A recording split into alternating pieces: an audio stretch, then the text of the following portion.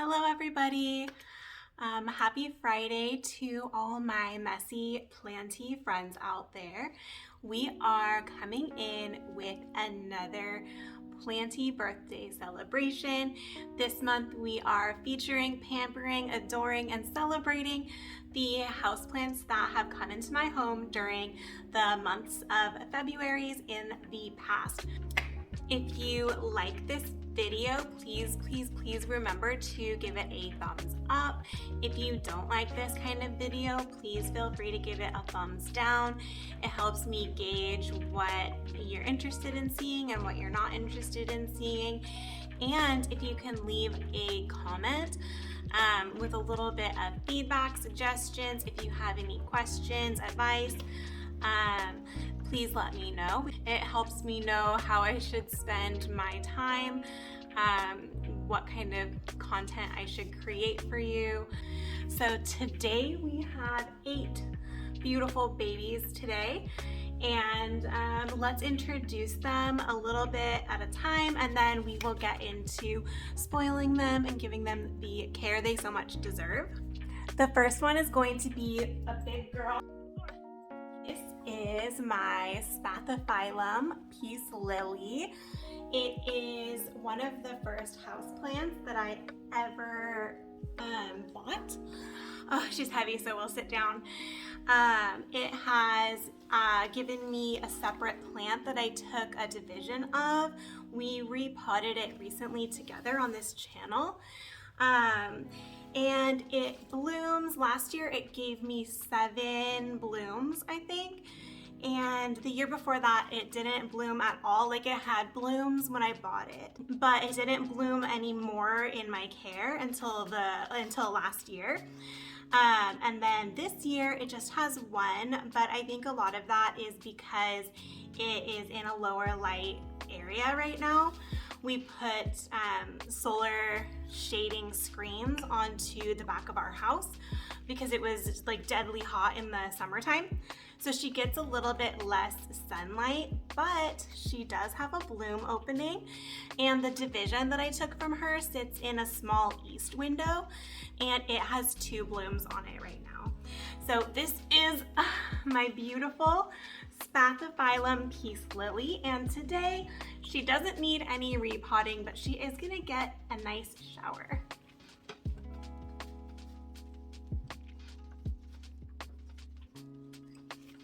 After that, I have another plant that I bought because of its ability to flower. It's a typical like grocery store variety of Anthurium. It makes a purple flower, so I will see if I can get a photo of when I first brought this plant home. February of 2022, so last winter. It has grown a few new leaves in my care. It's potted in mostly like orchid bark with some soil. It has not flowered for me, and if my peace lily is any indication, just for some reason in my house the plants don't flower the first like full year that I have them, but once they get kind of adjusted and once we get to know each other, then they're not as shy and they will open up their space. So I'm hoping to see a beautiful purple flower from this lady next year, or this year, 2023. Today, just like peace lily, today we're just gonna get a shower.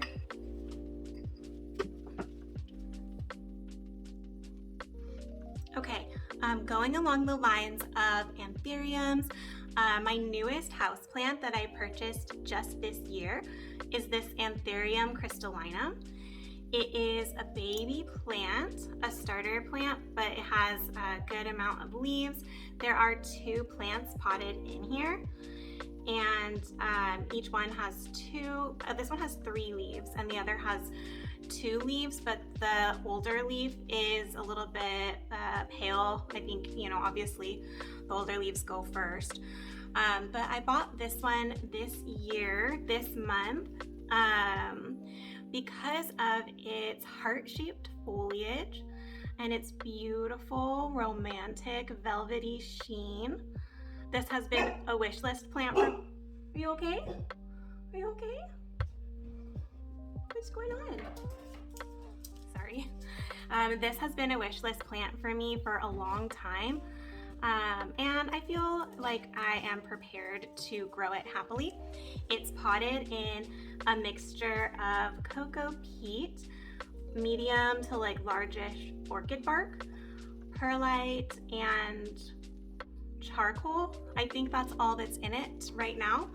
I'm keeping it pretty evenly moist at the moment just because it is, you know, it's new from in the mail. I don't want it to be dried out. I just want to keep it nice and pampered. So I'm very excited about this one. Next, continuing along the theme of velvet leaf plants in their romantic heart-shaped beauty, we will introduce Philodendron Micans. This is my trailing Micans. I also have a climbing Micans that is attached to a plank in my office, so I can't bring it down and show it in the kitchen. But it has grown all the way up the plank. I started it from a few cuttings. Like this was originally in one pot together. It was like an 8-inch basket, and last year I divided it and set I took some cuttings from the big plant and I kept like a couple stems, and I started a smaller trailing plant, and I kept the majority of the 8-inch basket together and trained it to grow up a plank, following in the inspiration of Caitlin Louise from Plant Life in the Tropics.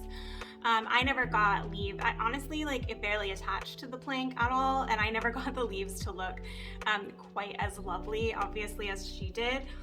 But when you compare the leaves side by side, these leaves that trail down at the bottom are significantly smaller over time than the leaves that were able to maintain pretty much this original size going all the way up the pole.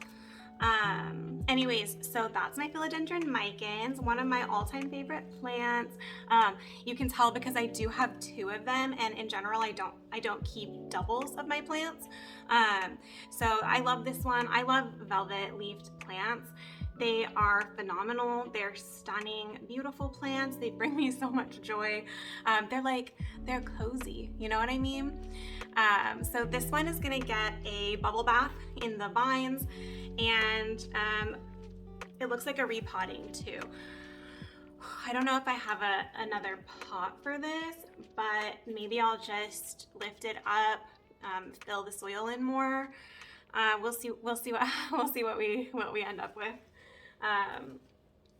So moving on from this one with its beautiful green and rosy purplish coloring, we will grab a hold of this Calathea Rattlesnake. I bought this plant last year, so this was my 2022 February plant.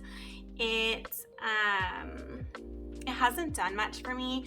It's kind of one of those plants that is known as a low light plant, so I hadn't given it very sufficient lighting, and it's just been kind of a struggle. I like this plant. I chose it because my partner really liked it, so on the one hand that is it puts this plant at a disadvantage because like I didn't choose it because I loved it so much, but I like to try and keep in mind, plants that he says like, I like that one, because then it's an excuse to go ahead and get it.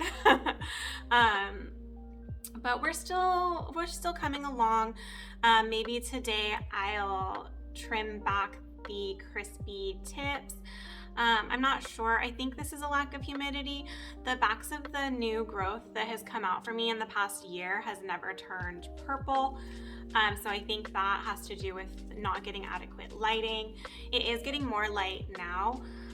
So today The soil, it's growing in a no drainage pot. The soil is plenty damp, plenty moist. It's mildly moist. So I won't be watering it. Or really, maybe I'll spray down the leaves and clean them and trim away the dead ugly bits and give it a little bit of a glow up. Then maybe I'll like it better. You know, it's pretty. It goes with the vibe of February. I like the pot that it's in. And then the last two plants that we have today to celebrate the month of February are, again, some of the very first houseplants that I ever purchased. They are not it, you guys. You can tell they're both neon plants. So you can tell that, you know, the bright foliage is really inspired by the dark, gloomy days of February.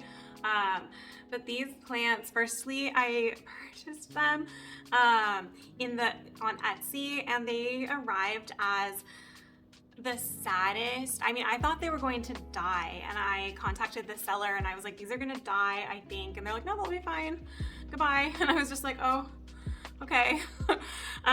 So we'll start with this end because it's the worst. It is a Philodendron Moonlight. It has some really awful looking old leaves that need to come off. The growth, firstly, I've moved this plant around so many places in my home. Just trying to find the right spot for it. But yeah, it has a lot of really like soggy, limp, ugly foliage. It grows. It came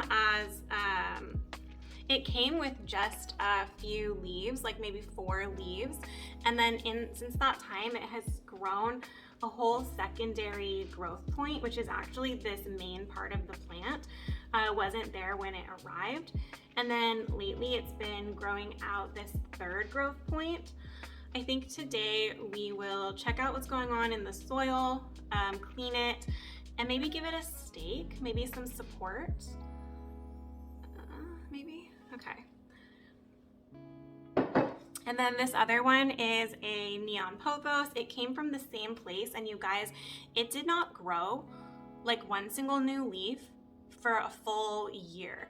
This plant has been in my house for 2020 to 2021 to 2022 to 2023. This is the 4th year of having this pothos in my house, and it has barely grown at all.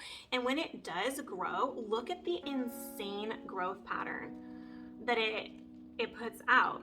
It has lived in like the same spot in my house this whole time. So this isn't due to like moving it around to too many different light sources. It's just a really weird plant, but I really wanted it.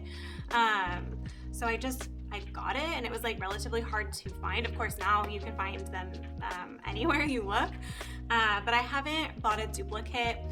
I don't, like I said a minute ago, I don't like to do duplicates. I do have a duplicate of my peace lily because it's just such a good grower. I really like it. I like the foliage, and since it was one of my very first house plants, it's like a really special one to me, so I don't mind if its little sister hangs out on the windowsill on the other side of the house. And then my Micans, which I love, like I just am in love with this plant. But I didn't get a duplicate, even though I could have. I just told myself, you know, you get what you get and you don't throw a fit, and we'll work on it. And I think this summer I will propagate it and maybe see if it gets more normal. To be honest, one of the things I suspect is that the person who did the cuttings on Etsy, the one who sold this to me, what I suspect now after having grown plants for several years is that they took the cuttings and perhaps put them in the soil upside down to where the growing end was actually buried. And I just think that's just my theory on this one. So for today, since it's still a little bit cold, a little bit dark in the season, today I won't be doing the cuttings. I'm just going to wash it, clean the pot. It's a little bit gross. And then I have this is its drainage tray, and it's looking pretty gross too. So we'll just wash it, the usual. So let's just get into it.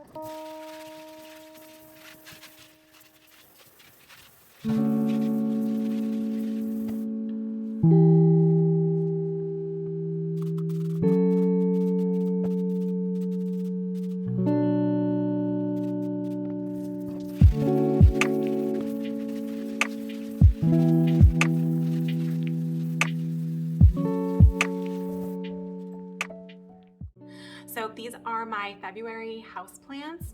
It is their variety of years birthday. And now that you know them just a little bit, I'll take you along while we clean them up, give them some attention and TLC.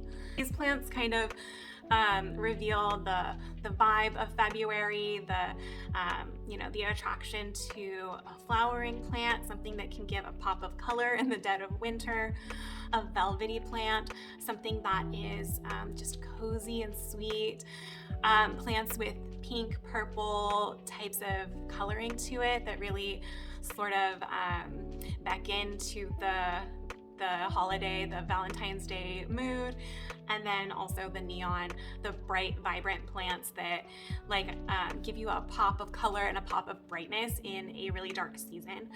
If you like this video, please remember to give it a thumbs up. If you don't like this kind of video, please feel free to give it a thumbs down. It helps me gauge what you're interested in seeing and what you're not interested in seeing. And if you can leave a comment with a little bit of feedback, suggestions, if you have any questions, advice, please let me know. We can talk about it, and all of that type of engagement helps me not only get into the YouTube algorithm, but more importantly, it helps me know how I should spend my time, what kind of content I should create for you, and help us get to know each other a little bit better. So I will see you guys next week, and I hope you have a great weekend. Bye.